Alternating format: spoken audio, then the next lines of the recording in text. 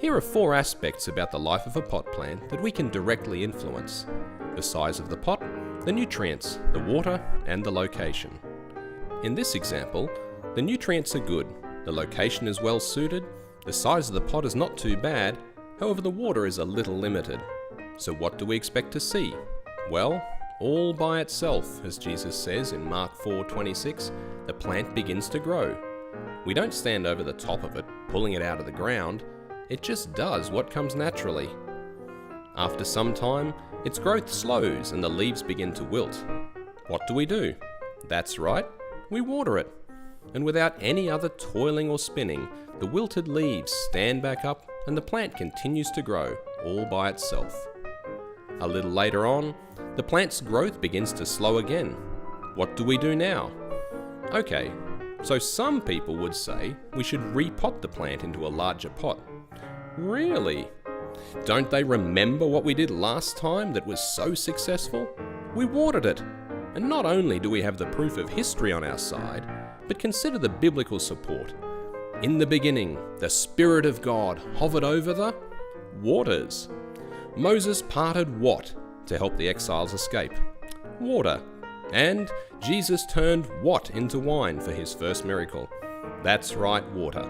And if all this proof was not enough, keep in mind that my grandfather donated the watering can that is mounted on the back wall of our church. Enough said. We are a watering church. Okay, so you get the picture. As crazy as it is, people follow this kind of procedure all the time. But here's the thing. Not only will more water not help the plant, it may even damage the roots and therefore harm it. Think about that. The very action that was once so clearly helpful for the growth of the plant will at another time harm it if something else is actually needed. Of course, what we must do is repot the plant, and with more room for its roots, the plant continues to grow all by itself, until perhaps the seasons change and the plant needs more light. We relocate it, and it continues to grow. This simple illustration shows the relationship of what God does and what we must do. We must remove barriers that release growth to happen all by itself. In the Apostle Paul's words, I planted the seed, Apollos watered, but God made it grow. These same dynamics apply for the living thing that is your church. Only, in this case, the areas that are your responsibility are the 8 quality characteristics of any healthy growing church, identified by NCD's global research.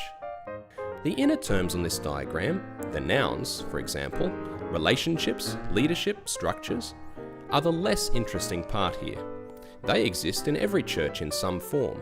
The more interesting part, and what the NCD Church Survey tool measures, are the outer terms, the adjectives.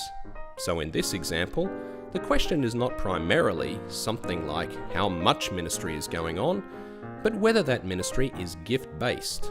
That, along with all of the other adjectives, is the key. And just like the pot plant, whichever of these characteristics are least developed in your church is the one currently holding back all by itself growth to the greatest extent. With some very simple, consistent action steps in place, the quality of that least developed area can be improved, and so continues the ongoing process of embracing life in all its fullness in and around your church. So, which of the 8 quality characteristics come most naturally and least naturally to your church at the moment? Are you sure?